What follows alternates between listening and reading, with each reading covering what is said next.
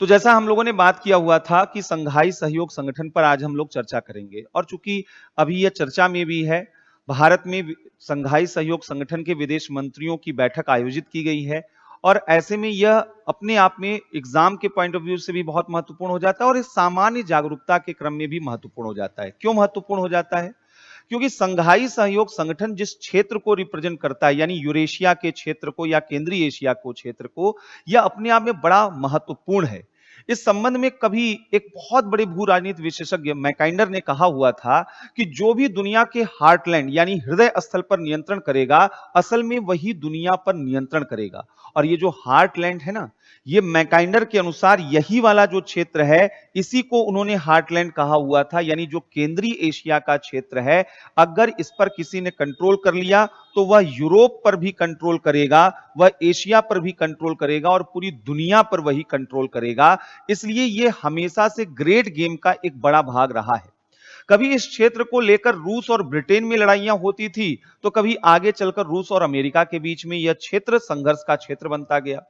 आज वर्तमान में भी यह क्षेत्र बेहद संवेदनशील और कई भू राजनीति और भू सामरिक आर्थिक दृष्टि से महत्व का बना हुआ है।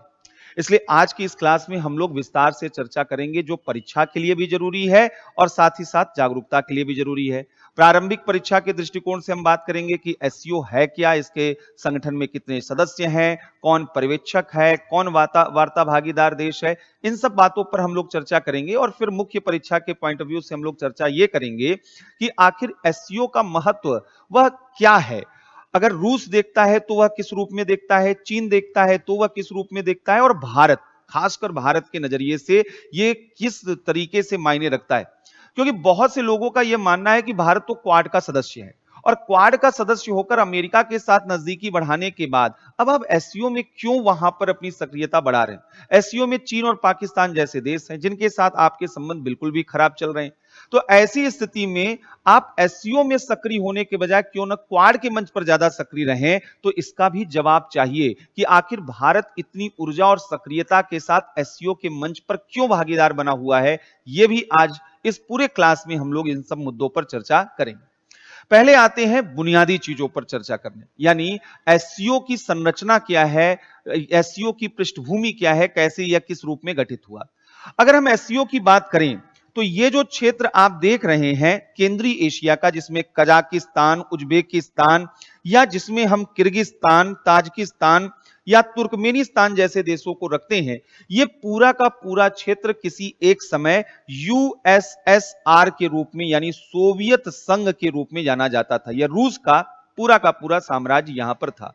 1991 के बाद जब रूस का विघटन हुआ तो सोवियत संघ अलग हुआ, रूस अलग, एक सोवियत संघ टूटकर रूस, और रूस के साथ ये अलग देश बने। केंद्रीय एशिया के 5 देश यहां पर आए, ये 5 रिपब्लिक यहां पर आई। इन स्वतंत्र देशों ने अपने स्वतंत्रता के बाद अपने सामाजिक, आर्थिक, राजनीतिक विकास के लिए तमाम संघर्ष किए। यहां पर गृह युद्धों का इतिहास रहा है, यहां पर उपद्रवों का इतिहास रहा है।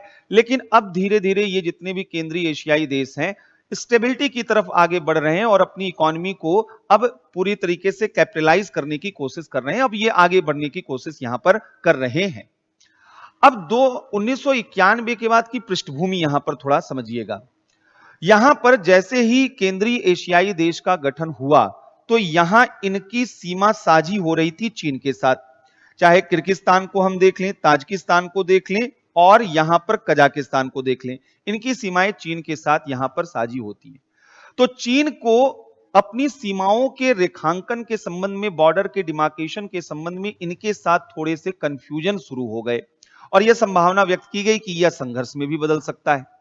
दूसरी ओर चाइना का एक और बड़ा संवेदनशील मुद्दा था। यह जो केंद्रीय एशिया के देश हैं, ये इस्लामिक देश हैं, और जिस तरीके से अफगानिस्तान, ईरान और पश्चिम एशिया के देशों में कई जगहों पर वह इस्लामिक जो यहां पर एक्सट्रीमिस्ट ग्रुप थे वो उनका उभार देखा जा रहा था। तो चाइना को यह डर था कि इन क्षेत्रों में भी अगर इस्लामिक जो है अतिवाद बढ़ता है, कट्टरता बढ़ता है, तो चीन का जो झिंगजियांग प्रांत है, झिंगजियांग प्रांत वह मुस्लिम आबादी वाला क्षेत्र है, चीन को यह डर लगता था कि कहीं जो है वहां पर भी इनका प्रभाव बढ़ना न शुरू हो जाए। तो केंद्रीय एशियाई देशों के साथ अगर अच्छे संबंध रहेंगे तो वहां पर जो अतिवादी या कट्टरवादी जो तत्व हैं उनको रोका जा सकेगा और जिंजियांग प्रांत में भी लॉ एंड ऑर्डर मेंटेन किया जा सकेगा। तो इसी संदर्भ में अगर हम एससीओ के बैकग्राउंड की बात करें तो 1996 में संघाई 5 का कंसेप्ट यहां पर चीन के द्वारा लाया गया था। और यह संघाई 5 का जो कंसेप्ट था यह क्यों लाया गया था? जैसा हमने कहा, सोवियत संगठन संघ के विघटन के बाद केंद्रीय एशियाई देशों के साथ दो बड़े मुद्दों पर आपस में बेहतर संबंध बनाने के लिए, एक तो सीमाओं के रेखांकन के लिए और दूसरा जिंजियांग प्रांत में इस्लामिक समूहों के प्रभाव को वह नियंत्रित करने के लिए यहां पर यह प्रयास किया गया था, नियंत्रित करने के लिए प्रयास किया गया था। इस संघाई 5 में 5 जो कंट्री थे, अगर उनकी बात की जाए तो एक तरफ चाइना, दूसरी तरफ रूस, कजाकिस्तान, ताजिकिस्तान और किर्गिस्तान, ये 5 देश संघाई 5 के रूप में यहां पर जाने गए और इन्होंने आपस में बॉर्डर एग्रीमेंट और आपस में बेहतर संबंधों का निर्माण करना शुरू किया। 2001 में इस ग्रुप में यानी संघाई 5 में एक देश शामिल हो गया, उज्बेकिस्तान। उज्बेकिस्तान के शामिल होते ही ये पूरा का पूरा सिनेरियो यहां पे क्या है, चेंज हो गया। संघाई 5 का नाम बदल दिया गया और अब उसका नाम संघाई कोऑपरेशन ऑर्गेनाइजेशन कर दिया गया, यानी एससीओ कर दिया गया। तो 2001 में असल में एससीओ जो है उसका अस्तित्व आया। 2001 में एससीओ का गठन हुआ और एससीओ में चाइना, रूस, कजाकिस्तान, ताजिकिस्तान, किर्गिस्तान और उज्बेकिस्तान, ये 6 देश यहां पर शुरुआती दौर में संस्थापक सदस्यों के रूप में देखे गए। तो यहां पर संघाई 5 से ये क्या बना, एससीओ बना। फिर से एक बार समझ लीजिएगा, संघाई 5 क्यों बना था? हमने कहा कि ताजिकिस्तान, किर्गिस्तान और कजाकिस्तान ये 3 देश थे जिनके साथ चाइना के क्या चल रहे थे, सीमा विवाद चल रहे थे। तो चाइना ने रूस को शामिल करते हुए और इन 3 देशों को शामिल करते हुए कजाकिस्तान, किर्गिस्तान और ताजिकिस्तान, इनको मिलाकर जो है यहां पर यह बनाया अपना संघाई 5। तो यहां पर संघाई 5 जो है कजाकिस्तान, ताजिकिस्तान और किर्गिस्तान और बाकी चीन और रूस। आगे चलकर हमने कहा उज्बेकिस्तान शामिल हो गया तो इसको एससीओ कहा जाने लगा, संघाई सहयोग संगठन कहा जाने लगा। अब आइए संघाई सहयोग संगठन के सदस्यों की बात करें। वर्तमान में इसमें 8 सदस्य हो चुके हैं। इन 8 सदस्यों में 2 नए सदस्य आए हैं, पहले 6 सदस्य थे, 2 नए सदस्य आए। 2 नए सदस्य हैं भारत और पाकिस्तान, जो 2017 में जो इसकी अस्ताना में बैठक हुई थी एससीओ की, उसमें इनको शामिल किया गया 2 अलग अलग देशों को यहां पर सदस्य के रूप में। यानी अब एससीओ में कुल 8 सदस्य देश इस वक्त हैं। अभी जो भारत में विदेश मंत्रियों की बैठक हुई है, इसमें 2 और नए सदस्य देशों को शामिल करने पर सहमति बन गई है। जुलाई में, इसी साल जुलाई 2023 में जब एससीओ का फॉर्मल मीटिंग होगा, उसके लीडर्स का, राष्ट्राध्यक्षों का मीटिंग जब होगा तो उसमें इन दोनों को सदस्यता दे दी जाएगी। और ये 2 नए सदस्य कौन से हैं? ईरान और बेलारूस। अभी सदस्यता मिली नहीं है, अभी सहमति बन चुकी है। जुलाई में फॉर्मल जो है यहां पर डिक्लेरेशन कर दिया जाएगा, ईरान और बेलारूस इसके 2 नए मेंबर बन जाएंगे। तो यह एससीओ 8 देशों से अब 10 देशों का एक समूह बन जाएगा। हर एक क्षेत्रीय संगठन के अपने कुछ पर्यवेक्षक देश भी होते हैं जिनके जरिए वो अपना प्रभाव अन्य देशों में बढ़ाने का प्रयास करते हैं, जो उनकी बैठकों में आते हैं, भाग लेते हैं और उनको अपनी क्षमता को दिखाने का थोड़ा अवसर मिलता है।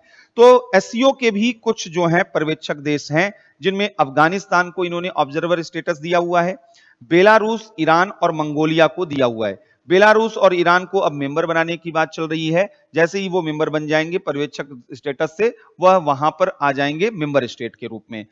इनके साथ साथ एससीओ में कुछ वार्ता भागीदार भी हैं, डायलॉग पार्टनर के रूप में भी स्टेटस दिया गया है, जिनमें अजरबैजान, अर्मेनिया, कंबोडिया, नेपाल, तुर्की और श्रीलंका, ये सब डायलॉग पार्टनर के रूप में देखे जाते हैं।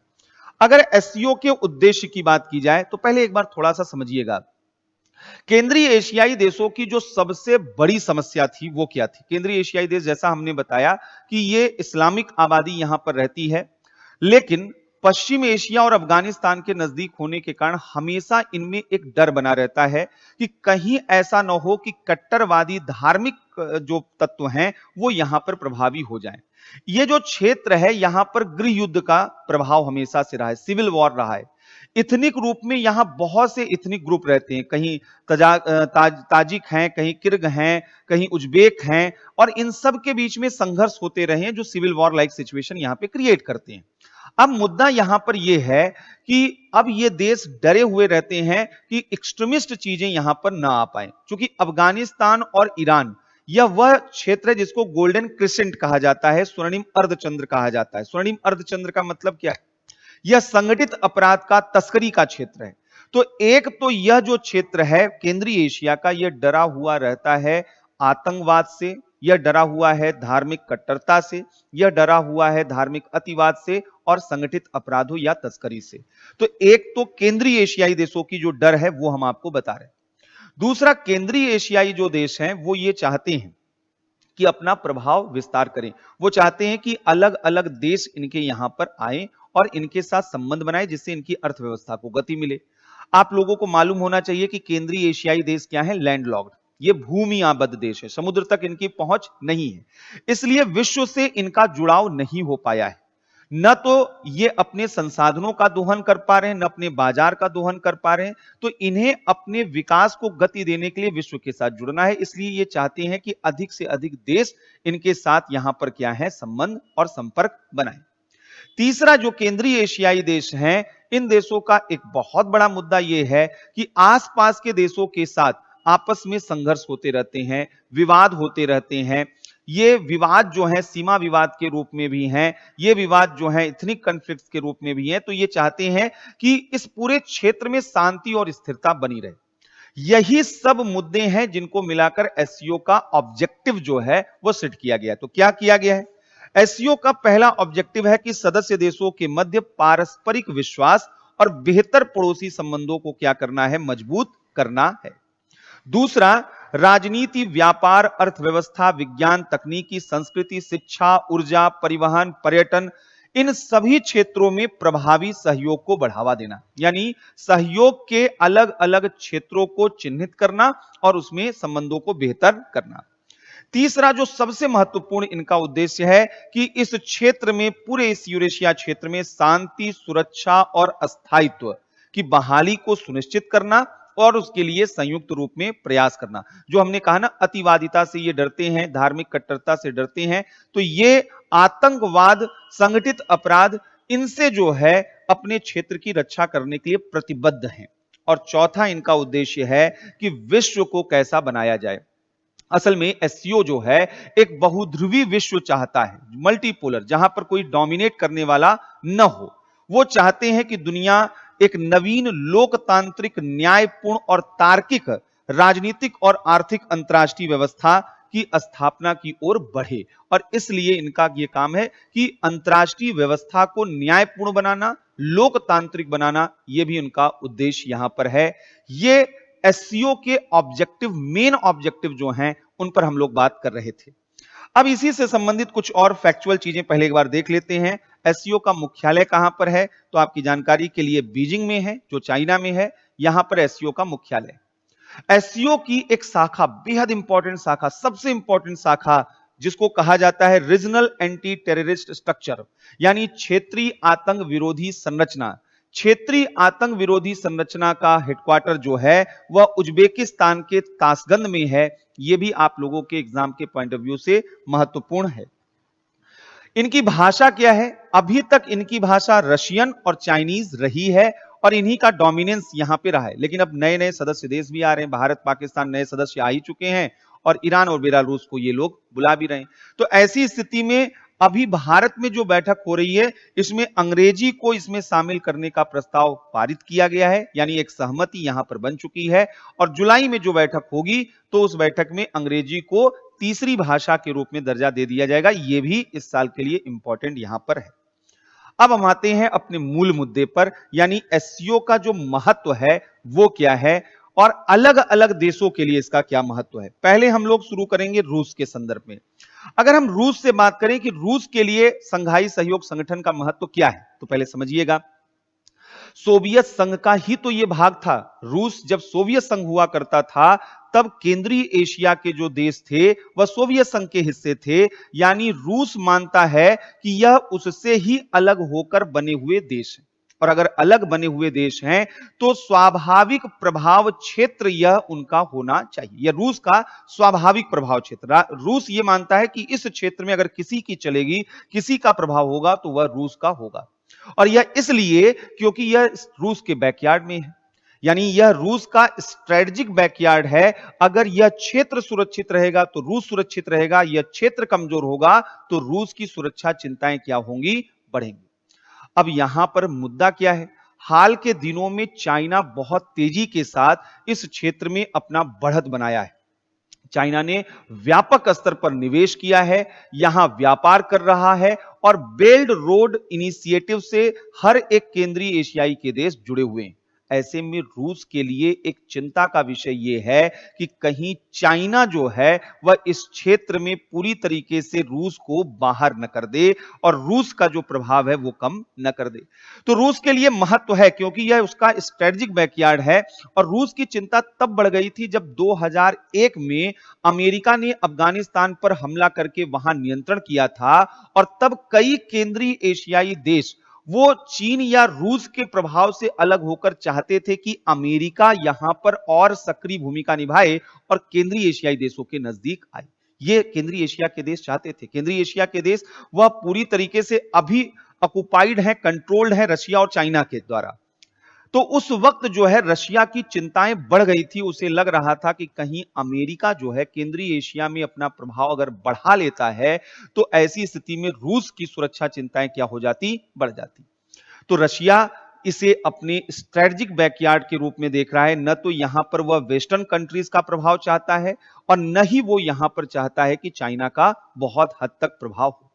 दूसरा, ये रिसोर्स रिच कंट्री, ये जो क्षेत्र है केंद्रीय एशिया के जो देश हैं ये रिसोर्स रिच हैं, यहां बड़े संसाधन पाए जाते हैं। आपने सुना होगा कजाकिस्तान यूरेनियम का बड़ा भंडार है, आपने सुना है तुर्कमेनिस्तान नेचुरल गैस का दुनिया का चौथा बड़ा भंडार है। ये पूरा जो क्षेत्र है ये रिसोर्स रिच है।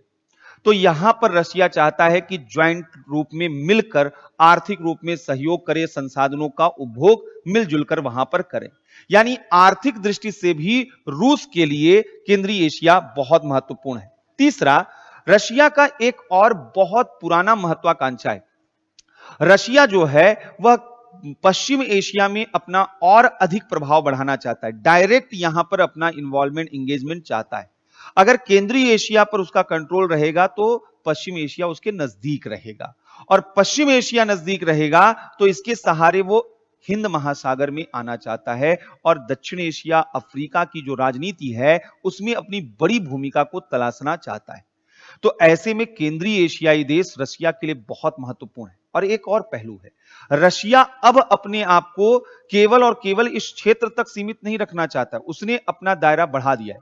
अब वह पूरे यूरेशिया में, यूरेशिया का मतलब हुआ पूर्वी यूरोप के जो देश हैं, यानी यूक्रेन हुआ, बेलारूस हुआ, मोल्डोवा हुआ, वहां से होते हुए अजरबैजान, जॉर्जिया, ये पूरा क्षेत्र और केंद्रीय एशिया का पूरा क्षेत्र, इन पूरे क्षेत्र, यूरेशिया के क्षेत्र में रशिया निर्विवाद लीडर बनना चाहता है।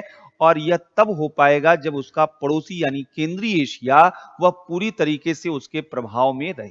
तो रशिया का तो इंटरेस्ट है केंद्रीय एशिया में बड़े स्तर पर, और केंद्रीय एशियाई देशों के साथ रूस के अच्छे भावनात्मक संबंध भी हैं जनता के बीच में, क्योंकि उसी का पार्ट रहा है। तो स्वाभाविक रूप में रूस यहां बढ़त की स्थिति में है, क्योंकि यहां और जो कंट्री जाएंगे, चाइना, इंडिया, कोई भी कंट्री जाएगा वो आउटसाइडर होंगे, और रशिया जो है इनका इनसाइडर हमेशा से रहा है। तो रशिया स्वाभाविक रूप में यहां प्रभाव अपना बना के रखा हुआ है। अब आइए चीन के पॉइंट ऑफ व्यू से समझिएगा, असल में चाइना का क्या यहां पर एंबिशन है, पहले इसको समझिए। चाइना जो है 90 के बाद से ही वेस्टर्न वर्ल्ड ऑर्डर के एक पैरेलल वर्ल्ड ऑर्डर बनाने की कोशिश में लगा हुआ है। यानी जो अमेरिका का दबदबा पूरी दुनिया पे था यूरोप के देशों के साथ मिलकर, चाइना उस दबदबे को खत्म करना चाहता था और अपना प्रभाव पूरे विश्व में बढ़ाना चाहता था। और वह जानता था कि ये जो हार्टलैंड है यानी केंद्रीय एशिया और यूरेशिया का क्षेत्र, अगर विश्व साम्राज्य पर नियंत्रण करना है तो उसका रास्ता इसी क्षेत्र से होकर गुजरेगा। यह चीन को बहुत बेहतर तरीके से मालूम था। इसीलिए चाइना एससीओ का जब गठन किया तो चाइना ने इसको पूर्व के नाटो के रूप में देखना स्टार्ट किया, यानी एक ऐसा संगठन जो आतंकवाद, अलगाववाद, संगठित अपराध के लिए सुरक्षा के पॉइंट ऑफ व्यू से काम करेगा, जैसा नाटो करता है। और यहां पर अपना नियंत्रण करके एससीओ को वह एक ऐसे ब्लॉक के रूप में प्रस्तुत करना चाहता है जो कि अमेरिकी यूरोपीय ब्लॉक को सीधे चुनौती दे सके, यानी वह लाइक माइंडेड ग्रुप को यहां पर लाना चाहता है, लाइक माइंडेड कंट्रीज को। लेकिन चाइना के साथ समस्या क्या है? चाइना के साथ समस्या है कि वो जहां भी जाता है वो डराता है, वह हमेशा डोमिनेंस क्रिएट करने की कोशिश करता है। चाइना यहां पे डोमिनेंस चाहता है। अब अगर यहां डोमिनेंस वो बनाएगा तो यहां के जो देश होंगे वह असुरक्षित होंगे। तो केंद्रीय एशिया के भी देश असुरक्षित हैं चीन को लेकर, और रूस भी असुरक्षित है चीन को लेकर। इसीलिए यहां पर चाइना भारत को कभी नहीं देखना चाहता था, कभी भी नहीं देखना चाहता था। और शुरुआती दौर में तो चाइना पाकिस्तान को मेंबर बनाना चाहता था, और पहले प्रस्ताव भारत से बहुत पहले पाकिस्तान के लिए प्रस्ताव आया कि वो इसका सदस्य बन जाए। उन्होंने ये प्रस्ताव रखा कि भारत को जो है इसका मेंबर बनाया जाए, और वहां से पूरा पृष्ठभूमि थोड़ा सा भारत के पक्ष में सकारात्मक रूप में बनना शुरू हुआ। और कई कंट्री जो केंद्रीय एशिया के थे वो चाहते थे कि चीन के पैरेलल इंडिया अगर यहां पे आ जाए तो शायद चाइना को कंट्रोल या रशिया को कंट्रोल किया जा सकता है। तो जो केंद्रीय एशियाई देश थे और इवन रूस, वह भारत को इसका सदस्य बनाना चाहते थे, और उसका परिणाम निकला कि 2017 में भारत इसका मेंबर हो चुका है।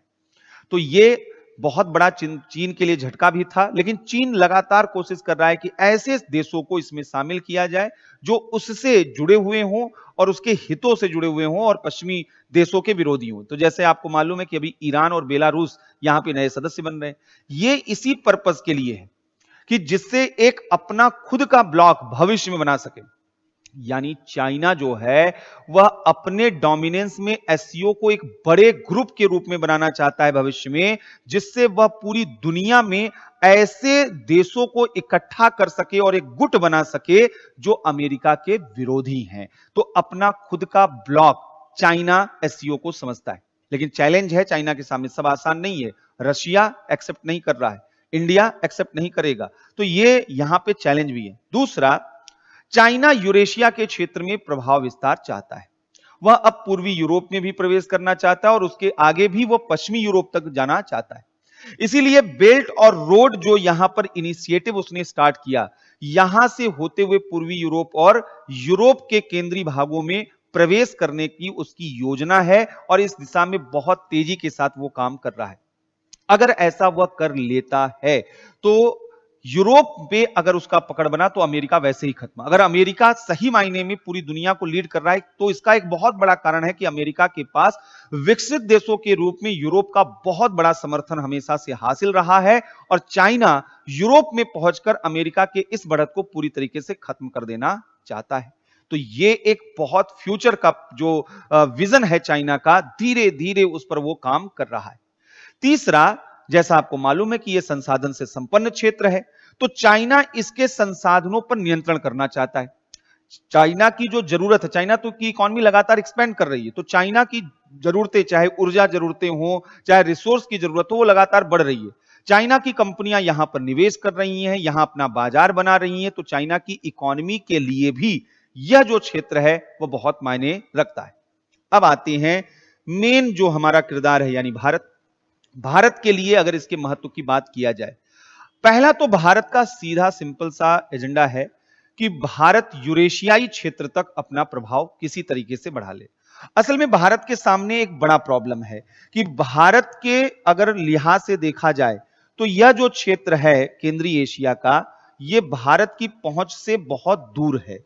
यह अभी यह है केंद्रीय एशिया। अगर तो भारत जो है यहां कैसे प्रवेश करेगा, ये एक बड़ी समस्या है। अभी भारत कैसे प्रवेश करता है, ये पूरा घूम टहल के वो वहां पर पहुंचता है।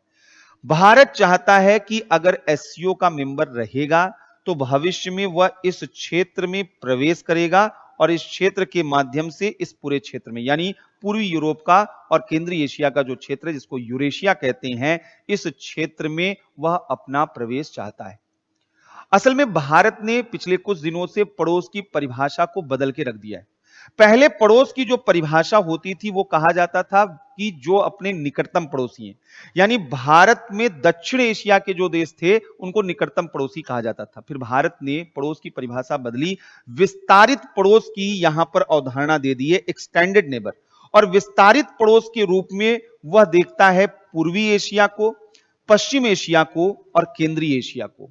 तो केंद्रीय एशिया विस्तारित पड़ोस है और जिसके साथ भारत के सामाजिक, सांस्कृतिक, ऐतिहासिक रिश्ते हैं। आपको मालूम है कि मौर्योत्तर काल में जो भारत पर विदेशी आक्रमण हुए थे, विदेशों से लोग आए थे, उनमें बड़ी संख्या में यही केंद्रीय एशिया थे जिससे लोग यहां पर आए हुए थे। तो हमारे बड़े कल्चरल रिलेशन है और भारत के लोग यहां बड़े लोकप्रिय हैं। भारत का बॉलीवुड यहां पर बहुत लोकप्रिय है, भारत के हिंदी गाने यहां पर बहुत लोकप्रिय हैं। अभी आप लोगों ने सुना होगा कि उज्बेकिस्तान का एक बच्चा अभी भारत में आया हुआ था, बिग बॉस का वो पार्टिसिपेंट भी था, अब्दू, और वो बहुत अच्छा खासा भारत में लोकप्रिय हुआ और कितना बढ़िया वो हिंदी में बात भी करता है, गाना भी गाता है। तो भारत के लोग जो हैं वह इस क्षेत्र को लेकर बड़े अच्छे भाव रखते हैं, इसके साथ सांस्कृतिक रिश्ते हैं।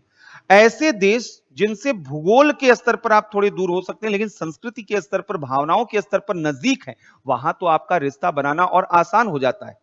इसीलिए भारत इस क्षेत्र में अपना पूरा प्रभाव बढ़ाना चाहता है और कनेक्ट सेंट्रल एशिया पॉलिसी भी भारत ने इसी लिहाज से शुरू किया हुआ था, क्योंकि यह जो क्षेत्र है लैंड लॉक्ड है। और इस लैंड लॉक कंट्री में भारत क्या चाहता है? भारत चाहता था, ईरान में चाबहार बंदरगाह जब हमने बनाया तो हम चाहते थे कि ईरान के थ्रू कैस्पियन सागर होते हुए हम पहुंचे रशिया, और रशिया और भारत के बीच में यह जो पूरा रास्ता होता, इसको international north south transit corridor के रूप में जाना जाता। यानी एक अंतर्राष्ट्रीय उत्तर दक्षिण परिवहन गलियारे की संकल्पना भारत ने ली थी कि इस क्षेत्र तक अपना लिंक बढ़ाया जाए। फिर भारत ने क्या किया कि चाबहार बंदरगाह को अफगानिस्तान से जोड़ दिया। जैसे ही अफगानिस्तान से हमने यहां पर जोड़ा, तो अफगानिस्तान से जुड़ने के बाद ये यहां पर अफगानिस्तान तक हम पहुंचे। अफगानिस्तान पे पहुंचने के बाद हमारा अगला टारगेट ये था कि हम यहां से उज्बेकिस्तान से बात भी हो गई थी, हम उज्बेकिस्तान से जुड़ते यहां पे, और उज्बेकिस्तान से जुड़कर फिर हम लोग यहां पे आगे इन सभी देशों में प्रवेश कर जाते। हमने रास्ता चाबहार बंदरगाह के जरिए वो ओपन कर लिया था। अभी ईरान के साथ थोड़े संबंधों में तनाव आ गए, कई अलग अलग वजहों से, चीन भी एक फैक्टर है, लेकिन अभी भी भारत की महत्वाकांक्षा इस क्षेत्र में खत्म नहीं हुई। यानी भारत इस क्षेत्र में चाहता है कि वह अपना संपर्क यहां पर बढ़ाए। कनेक्ट सेंट्रल एशिया पॉलिसी इसी का नाम है। तो अगर कनेक्ट यहां पर बढ़ेगा, कनेक्टिविटी अगर हमारी बढ़ती है, जो अंतर्राष्ट्रीय उत्तर दक्षिण परिवहन गलियारे के जरिए हम सोच रहे हैं, भविष्य में हम सकारात्मक हैं। एससीओ के मेंबर होने की वजह से केंद्रीय एशियाई देशों के साथ संबंध हमेशा अच्छे बने रहेंगे। हमारा संबंध अगर अच्छा रहेगा तो यह जो हम संभावना अंतर्राष्ट्रीय उत्तर दक्षिण परिवहन गलियारे की सोच रहे हैं, यह व्यवहारिक भी हो सकता है, क्योंकि पहले तो इनकी सहमति जरूरी है, तो इनके साथ अच्छे रिश्ते रहेंगे। अगर इनके साथ अच्छे रिश्ते रहेंगे तो इनके संसाधनों तक हमारी पहुंच होगी। ये जो संसाधन है हमारे लिए बहुत अमूल्य है। यहां पर प्राकृतिक गैस है, यहां पर यूरेनियम है, यहां तमाम तरह, और इनके साथ हमने समझौता भी किया हुआ है। तो ये जो क्षेत्र है, इनके साथ यहां पर संबंध अगर हम एससीओ में रहेंगे तो बेहतर होगा। ये हमारी ऊर्जा सुरक्षा की दृष्टि से बहुत लाभकारी होंगे, खासकर नेचुरल गैस के संदर्भ में देखा जाए। और ये अब धीरे धीरे कंज्यूमर मार्केट भी बन चुके हैं, तो भारतीय कंपनियों के लिए निवेश का एक बड़ा अवसर केंद्रीय एशियाई क्षेत्र यहां पर बन रहा है। तो अगर एससीओ में भारत का अपना प्रभाव बढ़ता है, एससीओ में भारत की उपस्थिति है, तो स्वाभाविक रूप में यूरेशिया में, केंद्रीय एशिया में भारत का प्रभाव बढ़ेगा, भारत के रिश्ते बढ़ेंगे, क्योंकि इन्हीं देश के लोग इसमें सदस्य हैं एससीओ में। दूसरा, एससीओ के मंच पर हमने अभी आपको बताया कि जो सबसे महत्वपूर्ण यहां की संरचना है, जिसको हम रीजनल एंटी टेरर स्ट्रक्चर कहते हैं, और यह जो क्षेत्र है यह आतंकवाद के मुद्दे पर नो कंप्रोमाइज, जीरो टॉलरेंस की नीति में चलता है। ये डरते हैं, इन्हें जब अफगानिस्तान में भी तालिबान की सरकार बनी तो सबसे अधिक भयभीत कौन से देश थे? केंद्रीय एशिया के देश। उन्हें डर लग रहा था कि स्पिल ओवर इफेक्ट होगा और आतंकवाद का प्रभाव इनके यहां पे भी न पड़ जाए, गृह युद्ध का प्रभाव इनके यहां भी न पड़ जाए, ये डरे हुए यहां पर थे। और इसलिए एससीओ जो है उसका ऑब्जेक्टिव ही है आतंकवाद, तस्करी, इन सब क्षेत्रों में सहयोग करना। भारत आतंकवाद और तस्करी के क्षेत्र में इन देशों के साथ बड़ी महत्वपूर्ण सूचनाएं प्राप्त कर सकता है, जिससे भारत को अपनी राष्ट्रीय सुरक्षा को एक सही रूप देना भारत के लिए आसान हो सकता है। इसलिए एससीओ बहुत जरूरी है, क्योंकि इसके मंच पर रीजनल एंटी टेरर स्ट्रक्चर अब तक का आतंकवाद विरोधी समूहों में सबसे यूनिक समूह माना जाता है, जिसके पास बहुत महत्वपूर्ण इंटेलिजेंस है, खुफिया जानकारियां हैं, और साथ ही एससीओ के मेंबर के साथ मिलिट्री एक्सरसाइज भी होता है, सैन्य अभ्यास भी होता है। तो हमारी मिलिट्री कैपेबिलिटी भी इन सब मुद्दों पर बढ़ती है। इसलिए भी जो है एससीओ का मेंबरशिप भारत के लिए बहुत बहुत महत्वपूर्ण है। तीसरा, अगर इसी में आतंकवाद के ही संबंध में हम बात करें तो हमने जैसा बताया कि यहां पर जिस तरीके से देखा जा रहा है कि आतंकवाद विरोधी माहौल है और पाकिस्तान जो है वह आतंकवाद के शरण स्थल के रूप में रहा है, तो भारत के लिए बहुत आसान है, चूंकि पाकिस्तान इसका सदस्य है। और अगर सदस्य है तो इसी देशों के साथ मिलकर पाकिस्तान को 10 बातें सुनाई जा सकती हैं। अब आप कल ही का देखिए, कल जब बिलावल भुट्टो साहब ये बोल रहे थे जम्मू और कश्मीर के मुद्दे पर कि जब तक अनुच्छेद 370 को नहीं हटाया जाएगा भारत के साथ वार्ता की स्थिति नहीं बनेगी, तो वो सोच रहे थे कि भारत की कोई प्रतिक्रिया इस पर नहीं आएगी।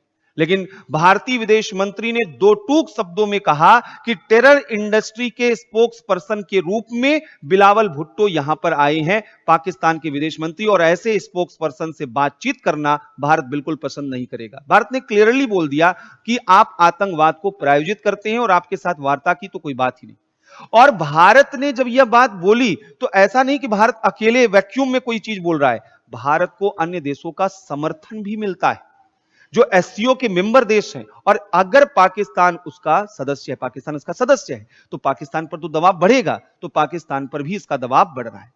दूसरी ओर ये जो एससीओ है इसका मेंबरशिप चाइना को काउंटर बैलेंस करने का बहुत बढ़िया तरीका है, क्योंकि चाइना भारत के पड़ोस में तो आ जा रहा है, स्ट्रिंग ऑफ पर्ल पॉलिसी को लेकर, तमाम अलग अलग पॉलिसी को लेकर यहां पे वह भारत के पड़ोस में भारत को काउंटर बैलेंस करने की कोशिश करता है। लेकिन अब एससीओ के माध्यम से भारत सेंट्रल एशिया में अपना प्रेजेंस बढ़ाएगा, और सेंट्रल एशिया में प्रेजेंस बढ़ाएगा तो चाइना पर प्रेजेंस बढ़ेगा, चाइना पर कंट्रोल बढ़ेगा। चाइना भी चाइना के पड़ोस में उपस्थित होकर चाइना को काउंटर बैलेंस करना क्या हो जाएगा, आसान हो जाएगा। और यहां जो चाइना का विजन है कि ये जो है अमेरिकी विरोधी देशों का एक गुट बनाना, और यहां पर चाइना का गुट बनाना अमेरिकी विरोधी गुट से ज्यादा महत्वपूर्ण है चाइनीज ब्लॉक के रूप में एससीओ को बनाना। भारत जैसा देश जब भी एससीओ में रहेगा, चाइना का यह विजन कभी पूरा नहीं हो पाएगा। तो वे लोग जो ये सोच रहे हैं कि भारत क्वाड में क्यों इतना एक्टिव नहीं है, जितना मतलब क्वाड में उसको एक्टिव रहना चाहिए, एससीओ में नहीं, चीन और पाकिस्तान के रहते हुए भारत एससीओ का मेंबर क्यों बना हुआ है, तो उसका जवाब यह है कि भारत की सदस्यता पर्याप्त है चीन और पाकिस्तान के नापाक मंसूबों को यहां पर खत्म करने के लिए, और इस वजह से भारत यहां पर एससीओ का मेंबर बना हुआ है। तो भारत जो है चीन और पाकिस्तान को काउंटर बैलेंस एससीओ के मंच से कर सकता है। इसके साथ साथ जो सबसे बड़ी अपॉर्चुनिटी है, जब से भारत अमेरिका से रिश्ते बना रहा है, क्वाड के मंच पर सक्रियता दिखा रहा है, तब से रूस के साथ संबंधों में बड़े फ्लैक्चुएशन देखे जा रहे हैं, उतार चढ़ाव देखे जा रहे हैं। एक तरफ रशिया अनकंडीशनल सपोर्ट करता जा रहा है चीन को, रशिया के चीन के साथ जबरदस्त रिलेशन बन चुके हैं और वहां पर रशिया उसके साथ कोई कंप्रोमाइज नहीं कर रहा है। लेकिन इसके बावजूद रशिया वह भारत के साथ संबंधों को हमेशा प्राथमिकता देता रहा है और अभी भी दे रहा है। लेकिन रशिया कहीं ना कहीं सस्पिशियस है, उसको लगता है कि भारत तो क्वाड का मेंबर है, भारत तो अमेरिका का गुट का मेंबर है। तो ये जो परसेप्शन यहां पर है, इस परसेप्शन को अगर आपको तोड़ना है तो एससीओ का मेंबरशिप तो सबसे बेहतर है। एससीओ के मेंबरशिप के माध्यम से भारत ने स्पष्ट बता दिया कि न वह अमेरिकी गुट का मेंबर है, न चाइनीज गुट का मेंबर है। भारत अपने मेरिट डिमेरिट के आधार पर वह हर तरीके के विकल्पों के चयन करने के लिए स्वतंत्र है, यानी वह क्वाड में भी मेंबर बनकर वह प्रशांत क्षेत्र में, हिंद प्रशांत क्षेत्र में अपने सामरिक हितों को पूरा करना चाहता है, और एससीओ का मेंबर बनके वह यूरेशिया क्षेत्र में अपने हितों को पूरा करना चाहता है। यह भारत की तरफ से बिल्कुल क्लियर है, और यह भारत की नैम पॉलिसी को, गुटनिरपेक्ष पॉलिसी को ही और मजबूत करने जैसा यहां पर है। तो अगर एससीओ के मंच पर भारत रहेगा तो रूस के साथ वार्ता होती रहेगी, रूस के साथ संबंध बेहतर होते रहेंगे, और रूस के साथ संबंध बेहतर होना भारत के लिए बहुत जरूरी है, क्योंकि जिस तरीके से दुनिया दो ब्लॉक की तरफ आगे बढ़ रही है, एक तरफ अमेरिका, दूसरी तरफ चाइना, ऐसी स्थिति में भारत मिडिल पावर, जो मध्यम शक्तियां हैं, उनको इकट्ठा करके फिर वही पुराना नैम को दोहरा सकता है। और अब भारत उतना कमजोर नहीं रहा है जैसा शीत युद्ध के दौर में रहा करता था। अब भारत अमेरिका या चीन किसी के भी हेजोमोनी को एक्सेप्ट नहीं करने वाला है, और एक नया अल्टरनेटिव लीडरशिप भारत प्रेजेंट करने की कोशिश में लगा हुआ है। और यकीन मानिए, आने वाले कुछ वर्षों में भारत दुनिया के प्रभावी नेतृत्वकर्ताओं की श्रेणी में शामिल होने वाला है, इसमें कहीं कोई शक नहीं है। हां, यह बात जरूर है कि एससीओ के मंच पर चाइना, पाकिस्तान, ईरान, रशिया, इन सब के शामिल होने से कहीं ना कहीं यह संभावना व्यक्त की जा रही है कि ये सब भारत के खिलाफ इस मंच का इस्तेमाल करने की कोशिश करेंगे, भारत पर दबाव बनाने का प्रयास करेंगे। लेकिन जिस तरीके से केंद्रीय एशियाई देशों के साथ भारत के अच्छे रिश्ते हैं, रशिया के साथ अच्छे रिश्ते हैं, यह उम्मीद करना कि चीन एससीओ को भारत के खिलाफ या पाकिस्तान एससीओ का इस्तेमाल भारत के खिलाफ कर पाएगा, यह नहीं दिखाई देता है। तो उम्मीद है कि ये सारी चीजें जो एससीओ से संबंधित हैं, वो कंफ्यूजन आपके दूर हो गए होंगे। अभी जब जुलाई में इसकी बैठक होगी तो एक बार फिर से इस पर संबंधित अपडेट देते हुए एक और बड़ा वीडियो यहां पे बना दिया जाएगा। ठीक है, ओके, थैंक यू।